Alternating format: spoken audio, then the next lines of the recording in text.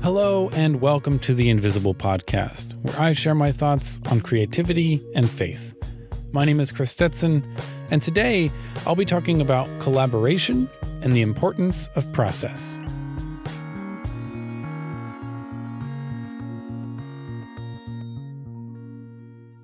Let's begin with collaboration.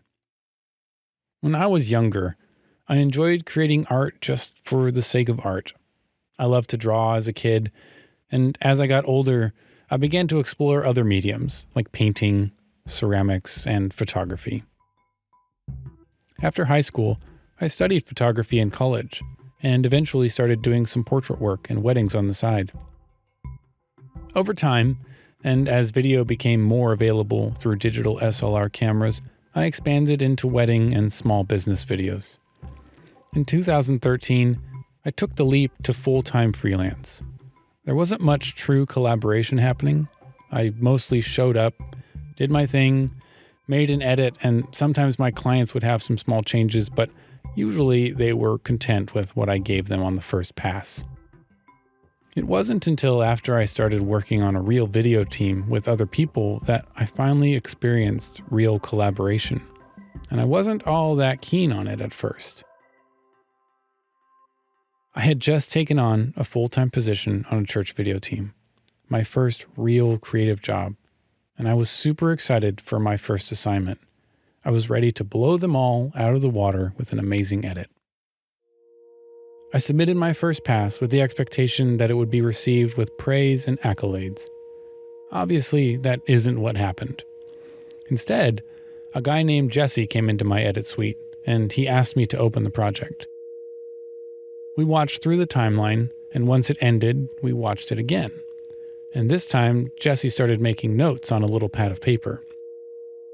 I noticed the notes kept growing, and I thought to myself, is this guy messing with me? Then we watched it through for a third time, and maybe even a fourth. I honestly don't remember how many times we watched it. I thought, this guy is for sure messing with me. Eventually, we watched it enough times to satisfy Jesse, and he began to share his notes with me. At this point, I was about ready to let a spirit of offense take over. I was confident to a fault, and now began to feel the insecurities that came up when someone else begins to speak into your own creative work. I swallowed my pride and remembered that Jesse was smarter than I was. He had had a lot more experience than I did. I took Jesse's notes, and tough as it was, I considered them and then applied them to my timeline.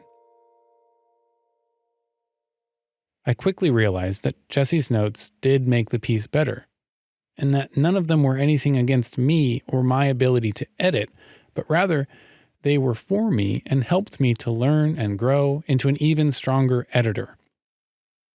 Once I finished the second pass, I called Jesse back in to watch it through with the new notes, and this time a few other people from the team joined. This quickly became the norm, and I learned to show my first pass sooner than later, knowing that the notes I would get from the other team members would help me get to a better result in less time. I also experienced this in other areas with the team. Being on set was new for me, and one of the other guys on the team, also named Chris, really helped me grow in my understanding of lighting, lenses, and camera operation. Really, everyone on that team sewed into my development in so many different ways. I'd really like to thank and honor them here. Thank you, Jesse, Fran, Scholes, Hilton, Nicole, Dina, and Clay. I really appreciate all that you've done for me during that time of growth. I still keep in touch with all of them today, and I've continued to work with Jesse and solicit him for feedback on projects. Our relationship as collaborators has grown to include trust and to foster honesty and candor between each other. Collaboration isn't just working together or side by side. It means that you're willing to give and receive feedback and critique that ultimately makes the final product the best it can be and helps you grow in your gifts and talents at the same time. A good collaborator will challenge you and push you further. Ed Catmull is one of the founders of Pixar. In his book, Creativity, Inc., he describes Pixar's institutional tool for producing an effective environment for candor and collaboration that they call the brain trust. He writes, "We try to create an environment where people want to hear each other's notes, even when those notes are challenging, and where everyone has a vested interest in one another's success." And that's really what it comes down to. When you know someone has a vested interest in your success, you can trust that what they're saying is in the best interest of the project and not to serve their own agenda. In Genesis, we see the Trinity collaborating in creation. God collaborates with Adam to name the animals and with many others all throughout the Old and New Testament. We, in turn, must recognize the value of collaboration. Collaboration with God requires faith. In Hebrews 11, Paul writes in verse 3, "By faith we understand that the universe was formed at God's command, so that what is seen was not made out of what was visible." In verse 6, he goes on to write, "And without faith it is impossible to please God, because anyone who comes to him must believe that he exists and that he rewards those who earnestly seek him." In the New Testament, we can also see God's blessing from collaboration through the parable of the talents. If you're not familiar with this story, let me break it down for you real quick. It starts with a rich ruler who is setting out to travel. Before he leaves, he entrusts 3 servants with some money. The Bible says each according to their abilities. So to one he gives 5,000 talents, another 3,000, and to the third 1,000. The first servant with 5,000 went after it. He hustled and he worked hard and he doubled the money. The second did the same, but the third was afraid of the master, and so he buried the money to keep it safe. When the master returns, he's obviously very happy that the first 2 have made him more money. But he's equally disappointed in the third for basically doing nothing. He calls him wicked and lazy, and he takes the 1,000 talents from the third servant and gives it to the first. The Passion Translation says it this way: "To all who have been faithful, even more will be given them. And for the ones who have nothing, even the little they seem to have will be taken from them." We all have the gift of creativity from our Heavenly Father, and He wants to collaborate with you in bringing heaven to earth. When you are faithful with what He gives you, He will give you even more. Collaboration in everyday life looks a lot like a small group. Collaboration is found in community because community is where trust is built and where relationships grow. In the same way that your proximity and community with God's presence makes it possible to hear God's voice, building relationships and community with others will help you when you face difficulties and obstacles and encourage and celebrate you when you break through those barriers. Find those people in your life who have a vested interest in your success, as a spouse, as a parent, or as a business owner. My wife, Erin, is a talented and successful birth photographer. While she does collaborate with her clients and others in the birth community to serve those clients, she also has a unique group that she collaborates with. They don't work on projects together or share clients, but rather the one thing that they have in common is that they are all women who own and operate their own business. So their collaboration looks different. They have created an environment where it is safe to share new ideas, frustrations, obstacles, and successes. They give feedback and celebrate and encourage each other because they all care about each other succeeding. Good ideas need good people, and the more people you have backing you up, the bigger and better you can make something. After the break, we'll turn to the importance of process. But first, I'd like to introduce you to another friend of mine. We were introduced to each other at a mutual friend's Christmas party because we share the same name, and at the time, we both had killer handlebar mustaches. I know him as Fran, but his name is Christopher Francis. In addition to being an awesome friend of mine, Chris is a talented filmmaker and director. He and his wife Krista were the first people that I knew personally to be diagnosed with COVID-19. And in true filmmaker fashion, they decided to document their journey. What they didn't expect was that 4 months and over 20 tests and research studies later, they'd be releasing the first COVID documentary of its kind. In this uniquely positive and encouraging film, Chris and Krista rely on their sense of humor and their newly discovered sense of purpose to help them navigate the unknowns of life with the virus and ultimately use it for good. The film is out now. Visit makinglemonade.film for more information and how you can watch the film. Now, let's get back to the show.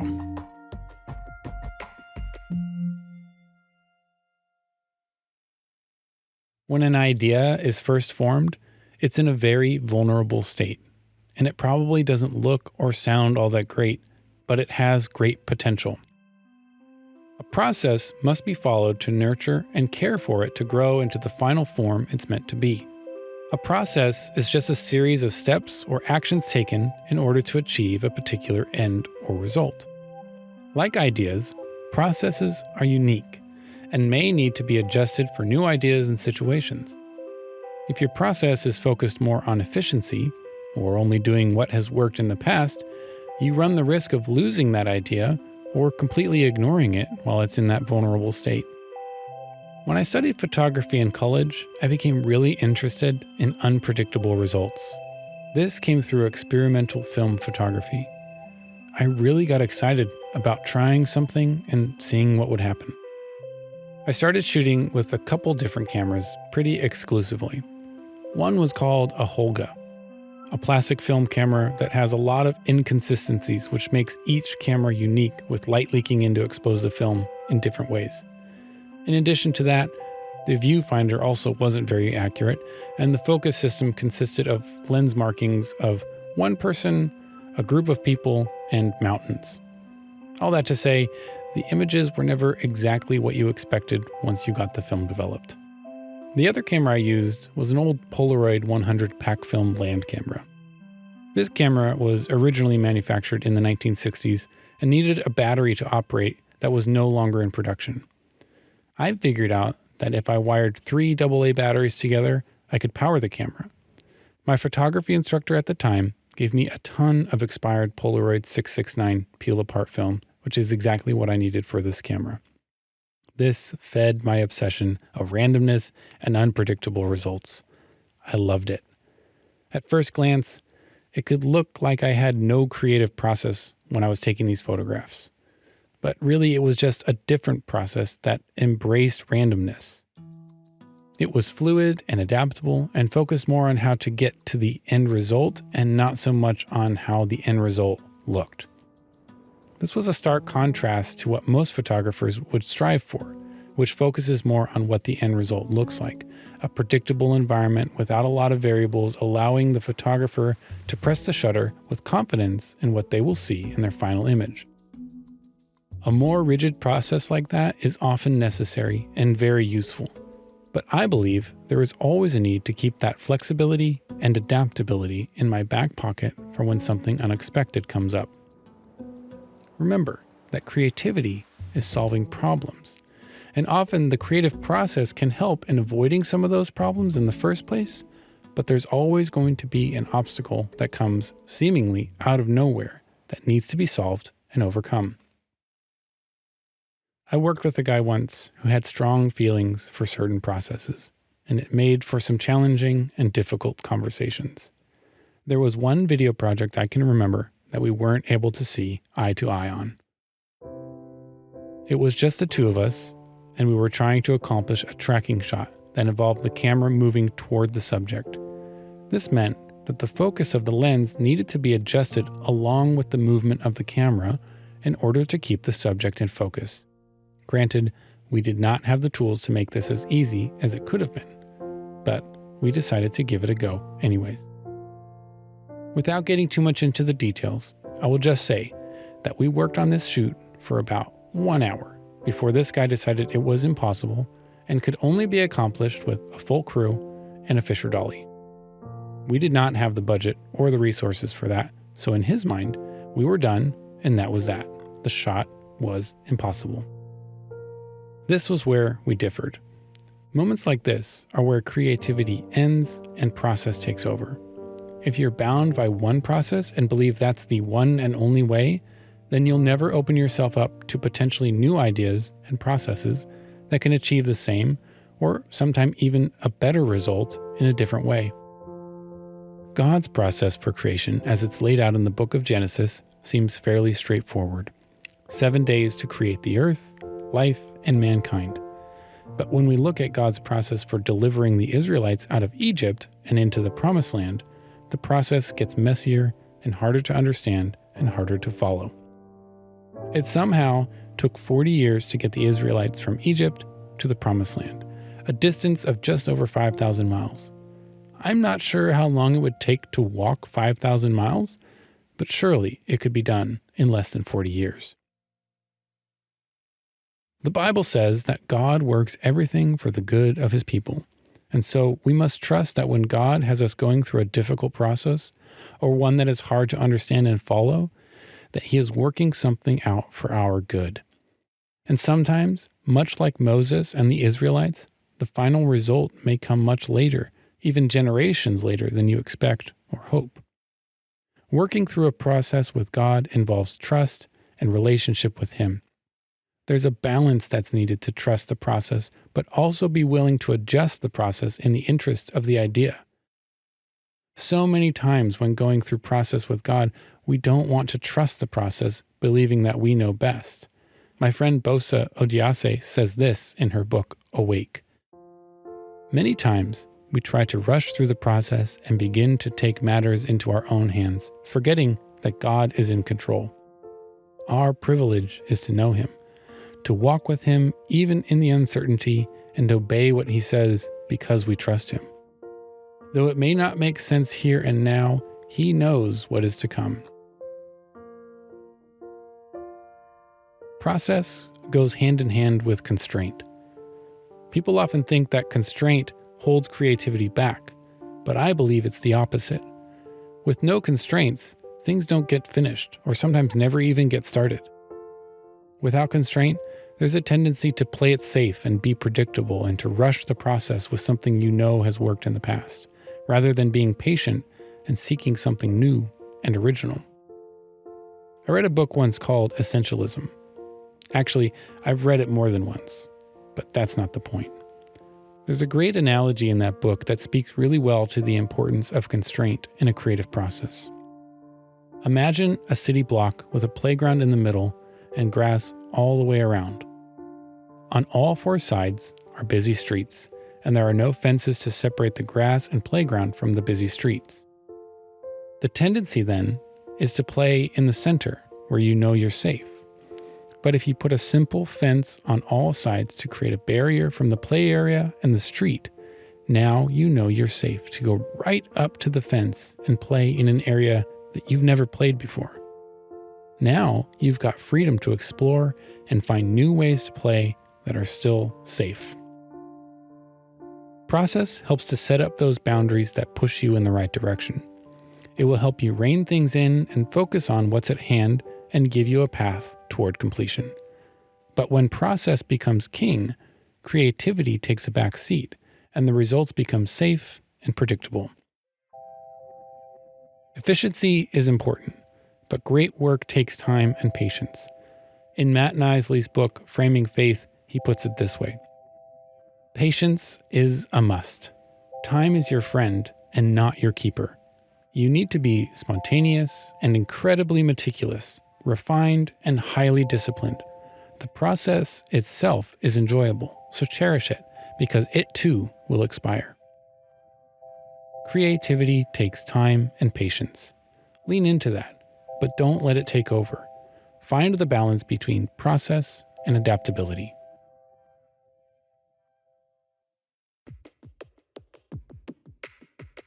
Thanks for listening to this episode of The Invisible Podcast, which is written, recorded, and edited by me, with music from Poddington Bear. If you'd like to suggest a topic to explore on the podcast or just say hi, you can email me at helloinvisiblepodcast@gmail.com or find me on Instagram at The Invisible Podcast. To support the show, you can subscribe and leave a 5-star review on Apple Podcasts. Until next time, thanks again for listening.